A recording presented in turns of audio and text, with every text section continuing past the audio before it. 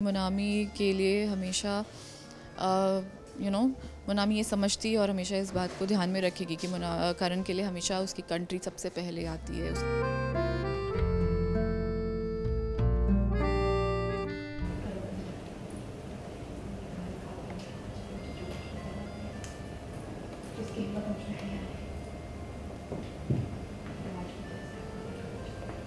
It's like a war of trust and commitment and love.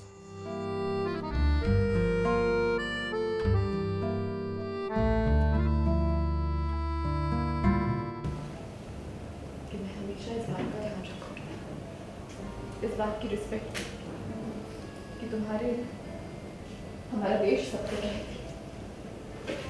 उसके बाद हमारे देशवासी, कमांडोज और उसके बाद। तो ये वो मिशन है। इससे पहले करण कभी इमोशनल हुआ नहीं, उसे कभी फर्क नहीं पड़ता था कि वो वापस आएगा या नहीं।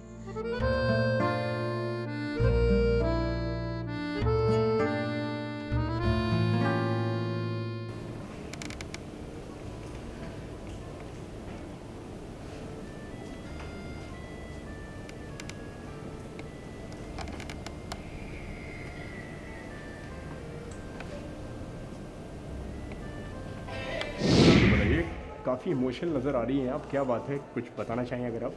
मोनामी को पता चल गया कि करण मिशन में जा रहा है। बहुत दिन से मोनामी करण से पूछ रही थी कि वो वरिड इतना क्यों लगता है, क्या बात है जो वो मोनामी से छुपा रहा है। And she is very upset कि करण ने उसे बताया नहीं कि वो मिशन पे जा रहा है और उसकी लाइफ खतरे में। तो उस वजह से मोनामी काफ़ी अपसेट है।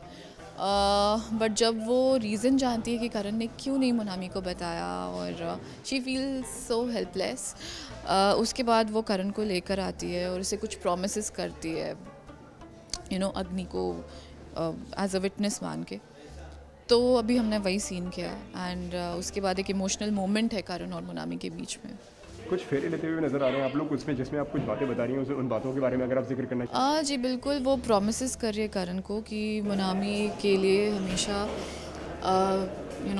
मोनामी ये समझती है और हमेशा इस बात को ध्यान में रखेगी कि करण के लिए हमेशा उसकी कंट्री सबसे पहले आती है, उसके बाद उसके देशवासी, उसके बाद कमांडोज, उसके बाद मोनामी आएगी कभी भी। तो मोनामी की चिंता ना करें। एंड उसके अलावा कि मोनामी इतनी इमोशन से भरी हुई है, तो अपने इमोशंस को कभी भी करण की ड्यूटी के बीच में नहीं आने देगी। और ऐसी काफ़ी सारी प्रॉमिसेस करती है मोनामी करण से, उसे थोड़ा स्ट्रेंथ देने के लिए, उसे बिलीफ देने के लिए कि उसे कुछ नहीं होगा और वो मोनामी की टेंशन ना ले और जाके मिशन कंप्लीट करे।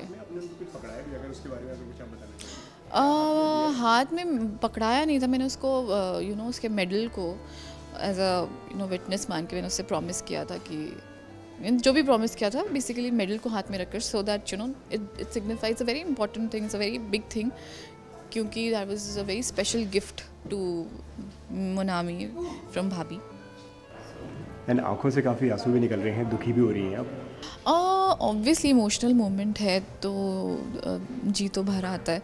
एंड ऑफ कोर्स आप ही सोचिए, अगर आपका कोई आपका कोई प्यार करने वाला किसी जंग में जा रहा हो तो वो फीलिंग क्या होती है कि पता नहीं वो वापस आएगा या नहीं आएगा, वो आपको पता है, बट आप वो सामने वाले को एक्सप्रेस भी नहीं कर सकते, वो दिखा भी नहीं सकते अपनी इनसिक्योरिटी।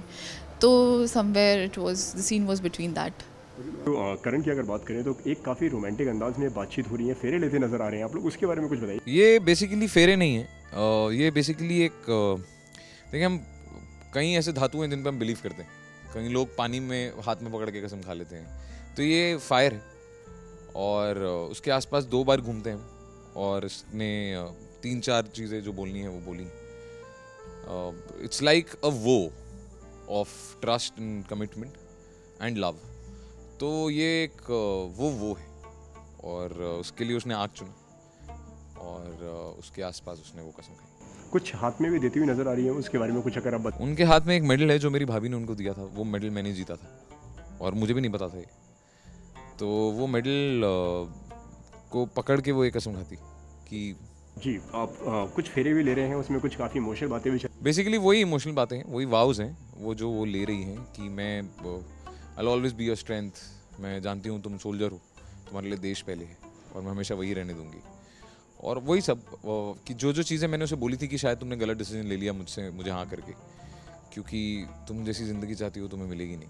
तो वो कह रही है, उसका बेसिकली रिप्लाई है। करण इमोशनल होते भी नज़र आ रहे हैं, काफ़ी आंखों से आंसू भी निकल रहे हैं। देखिए, एक कमांडो को नहीं पता होता वो अगले दिन जब मिशन पे जा रहा है वापस आएगा या नहीं। तो ये वो मिशन है। इससे पहले करण कभी इमोशनल हुआ नहीं, उसे कभी फ़र्क नहीं पड़ता था कि वो वापस आएगा या नहीं। यही बात उसने उसको बोली, जिसके बाद ये सीन हुआ कि मैं वापस आऊँगा या नहीं। तो अब उसको पता है, क्या पता ना आ पाऊँ। और वो इमोशनल इसलिए नहीं हुआ कि नहीं आ पाएगा, इमोशनल इसलिए हुआ कि लड़की कितना प्यार करती है इससे कि वो सब सहने को तैयार है। तो उसकी बातों पे इमोशनल हो गया।